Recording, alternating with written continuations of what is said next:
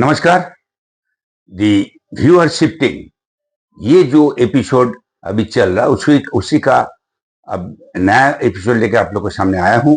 मैं सपन चौधरी कलकत्ता से मेरा अपना आपका सबका केबील वाला कम्युनिटी यूट्यूब चैनल लेके सामने आया हूं।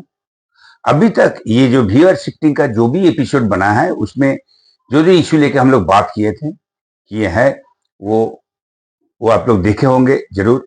अब हम लोग जो प्रोग्राम बनाएंगे अभी वो प्रोग्राम होगा सोल्यूशन लेके। जो जो इश्यूज हम लोग उठाए थे आज तक उस सिचुएशन को देखते हुए अब इसे सोल्यूशन क्या होगा, केबल ऑपरेटर इस बिजनेस को कैसे करेगा, उसको क्या चाहिए और कैसे उसको करना है, यही लेके आज से मैं जो एपिसोड का बाकी एपिसोड लाऊंगा उसमें सोल्यूशन रहेगा। चलिए देखते हैं आज का प्रोग्राम। नमस्कार दोस्तों, अभी तक के जितने एपिसोड हो गए हम उसके अभी रिकैप करते हैं बिफोर हम लोग एक सॉल्यूशन मोड पे जाएंगे, क्योंकि इसके आगे पूरा सॉल्यूशंस है कि एग्जैक्टली हमें क्या करना है क्या नहीं करना है। तो हम लोग एक रिकैप रन करते हैं।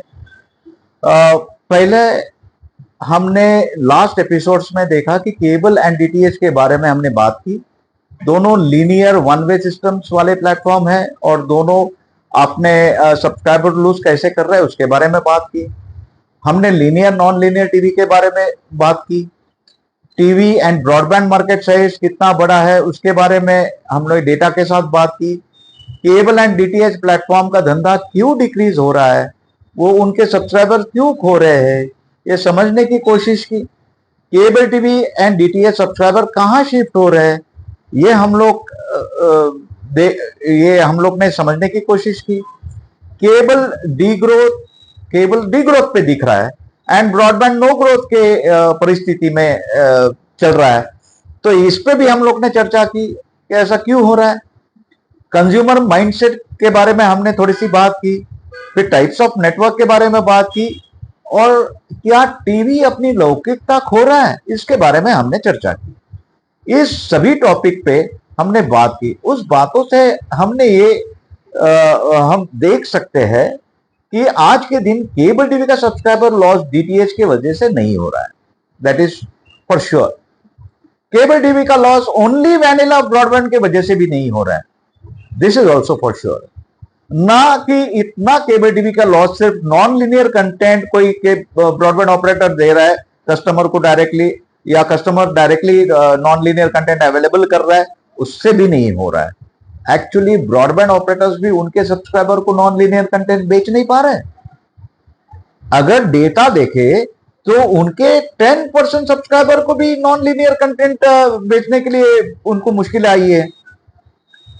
तो अगर कोई ब्रॉडबैंड ऑपरेटर है तो अगर उसने 10% उसके सब्सक्राइबर्स को भी नॉन लीनियर कंटेंट नहीं बेचा है, so this can not be the only reason.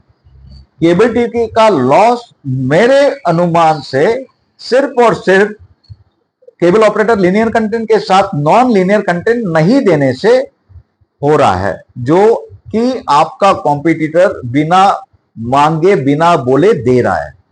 सिर्फ इतना ही ठीक करने से सब्सक्राइबर आप नहीं खो देंगे, पर यह इतना आसान भी नहीं है दादा, कॉम्प्लिकेटेड है। क्योंकि नॉन लीनियर कंटेंट देने के लिए लगेगा इंटरनेट सर्विस, और उसको इंटरनेट सर्विस देने के लिए जो भी कुछ परेशानी है वो तो आएगी। तीसरी बात ऐसी है कि कस्टमर के पास अगर समझो कि एंड्रॉइड टीवी या स्मार्ट टीवी नहीं होगा तो उसको एंड्रॉइड बॉक्स देना पड़ेगा, तभी जाके वो एक्टिवेट होगा या चालू होगा। तो ये सब समस्या है। और फ्री एसटीबी देना पड़ेगा, शायद कस्टमर एसटीबी के लिए पैसा नहीं देंगे, तो all this things are there. So अभी हम लोग देखेंगे कि हम क्या करने से या कौन से प्लान बनाने से हमारा कस्टमर जो फ्लो है, हमारा कस्टमर ड्रॉप है, वो रुक सकता है। तो चलो सभी सॉल्यूशंस पे बात करते हैं। सबसे पहले हम लोग केबल टीवी ऑपरेटर को अपने नेटवर्क पर काम करना पड़ेगा, उसके बाद कैसे आगे रास्ता बनाना है ये देखते हैं। सबसे पहले मेरा आपको एक सजेशन है, इमीडिएटली आज से ही ऑपरेटर को इस काम पे शुरुआत करनी होगी। ऑलरेडी बहुत लेट हो गया है, पर कोई बात नहीं, देर आए दुरुस्त आए। आपका नेटवर्क टू वे सपोर्टिव होना चाहिए, टू वे कम्युनिकेशन सिस्टम का आपका नेटवर्क होना चाहिए। अगर आपने ऑलरेडी किया है बहुत अच्छा, नहीं किया है तो इमीडिएटली अपग्रेड करना शुरू करो फर्स्ट, क्योंकि आपके नेटवर्क में क्षमता होनी चाहिए कि आप linear TV, non linear TV और इंटरनेट दे सके। अगर ये तीनों देने की आपके नेटवर्क में क्षमता नहीं है तो ये पहला आपका ड्रॉबैक है और आपका धंधा पीछे आएगा। तो this are the mandatory things और मैंडेटरी चेंज जो हर केबल ऑपरेटर को करना है, समझ लीजिए ये। अभी हम लोग सोल्यूशन पे बात करते हैं कि आप पैकेजिंग करेंगे, कैसे करेंगे। ऑपरेटर को सिर्फ 3 या 4 लेवल के पैकेज होना चाहिए इनकम वाइज, ना कि इतने कस्टमाइज मत करो कि काफी कस्टमर कंफ्यूज हो जाए।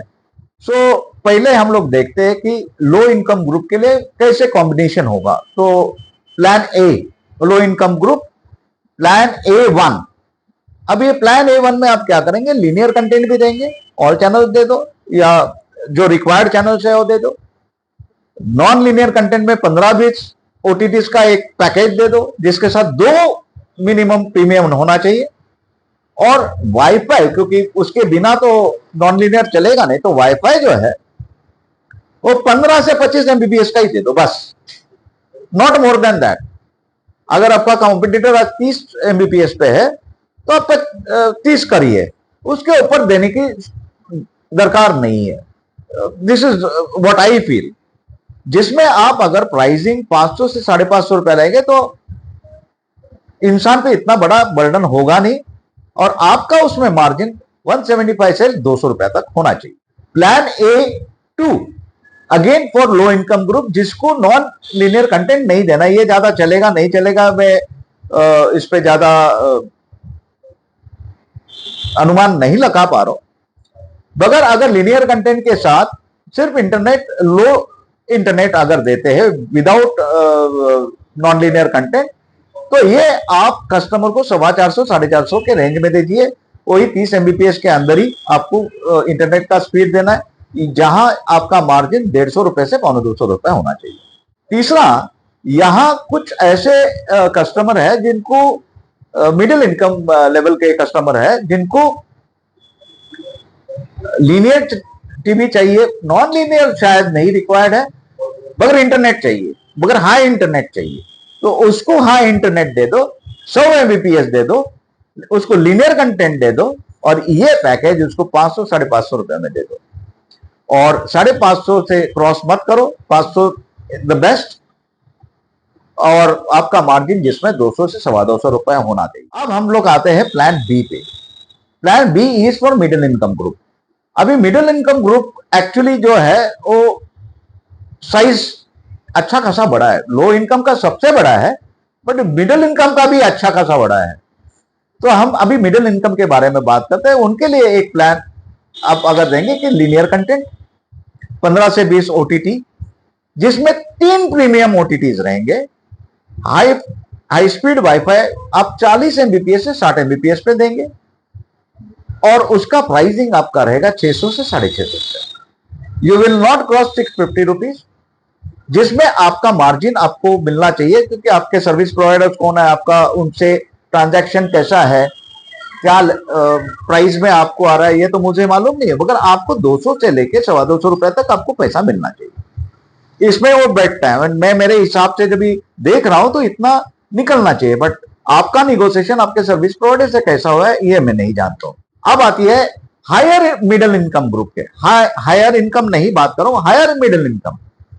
हायर मिडिल इनकम के लिए आप linear content all package HD दीजिए, स्टैंडर्ड डेफिनेशन है HD कंटेंट देंगे आप 15 से 20 OTT देंगे, जिसमें मिनिमम 3 प्रीमियम रहेंगे या 4 प्रीमियम दे दो, हाई स्पीड वाईफाई दे दो 100 MBPS का, और उसका प्राइस रेंज आप 700 से 750 रुपए ले लो, कोई तकलीफ नहीं, कॉम्पिटिटर का नहीं है, मैंने वो स्टडी किया है।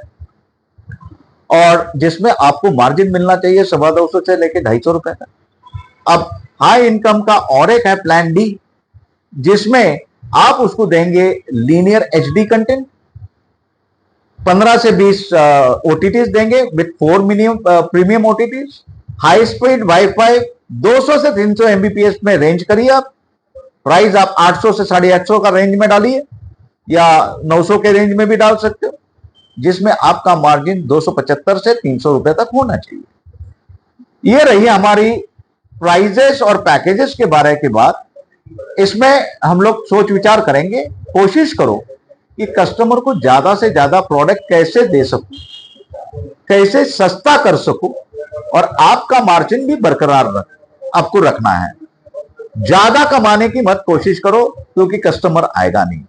मैं बता दूं, ये जितने अभी प्लान किए हैं 60% आपका बिजनेस जो होगा वो प्लान ए वाले रहेंगे। 25 to 30% जो आपका धंधा होगा वो प्लान बी में जाएगा और सिर्फ 10% to 15% धंधा आपको मिलेगा प्लान सी और प्लान डी में। इसी के साथ आज ये एपिसोड में अभी यहां खत्म करता हूं। नेक्स्ट एपिसोड में हम लोग बात करेंगे आगे की कि केबल ऑपरेटर उनके सब्सक्राइबर बचाने और बढ़ाने का कोई स्कोप है क्या। Thank you.